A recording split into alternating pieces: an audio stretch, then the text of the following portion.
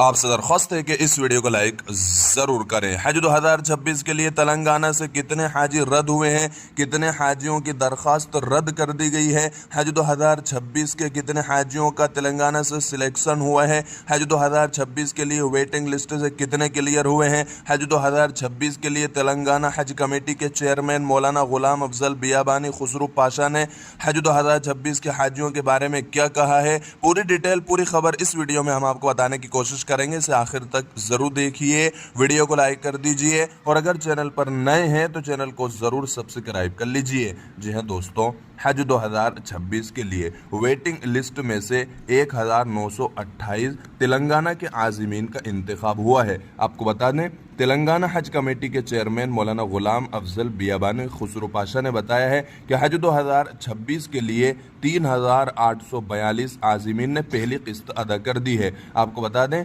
हज committee of India ने 11 रियासतों के 11 राज्यों के 11 सूबों के दरख्वास्त देने वालों को क्लियर करते हुए हज 2026 के लिए वेटिंग लिस्ट को मंजूरी दे दी है। पहले मरहले में पहली वेटिंग लिस्ट जो क्लियर हुई है, वेटिंग लिस्ट नंबर 1 से 1928 में तेलंगाना के आज़मीन का सिलेक्शन किया गया है। आपको बता दें, हज कमेटी ऑफ इंडिया के चीफ एग्जीक्यूटिव ऑफिसर शाहनवाज की तरफ से जारी की गई सर्कुलर के मुताबिक मुंतखब किए गए सिलेक्शन जिन हाजियों का हुआ है, दरख्वास्त देने वालों को 11 अक्टूबर तक स्टेट बैंक ऑफ इंडिया या यूनियन बैंक ऑफ इंडिया की ब्रांचों में हज कमेटी के अकाउंट में 1,52,300 रुपये की पहली किस्त जमा करानी होगी। अदायगी के बाद उन्हें पे इन स्लिप, मेडिकल फिटनेस सर्टिफिकेट हज कमेटी के दफ्तर में जमा कराना जरूरी होगा 18 अक्टूबर तक। इसी बीच तेलंगाना हज कमेटी के चेयरमैन मौलाना गुलाम अफजल बियाबानी खुसरू पाशा ने बताया है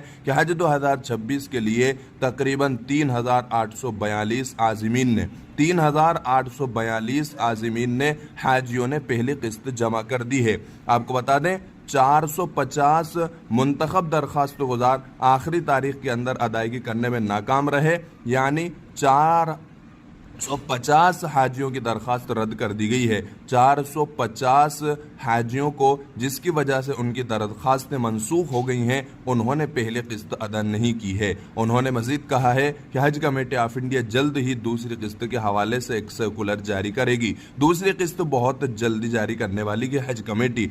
हज 2025 के बारे में चेयरमैन ने सैयद गुलाम बियाबानी खुसरू पाशा ने कहा है कि तमाम हाजियों की हज की अदायगी के बाद हिफाजत के साथ हिंदुस्तान वापस पहुंच गए हैं और उसके बाद 43 आज़मीन का सामान किसी वजह से 43 हाजियों का सामान सऊदी अरब में रह गया था। सऊदी हुक्काम और सऊदी एयरलाइंस की मदद से सामान को हैदराबाद वापस लाने के इंतजाम किए गए और हाजियों का सामान वापस आ गया है और हाजियों को इत्तला दी गई है कि वो नामपली में वाक़े हज हाउस से अपना सामान जमा कर लें। खुसरू पाशा ने यह भी कहा है कि हज 2026 की तैयारियां बहुत ज़ोर शोर से चल रही हैं और पिछले सालों की तरह हज कैंप को भी मुनक़िद किया जाएगा। हाजियों को सहूलतें भी दी जाएंगी और एयरपोर्ट पर भी मौसर इंतजाम किए जाएंगे।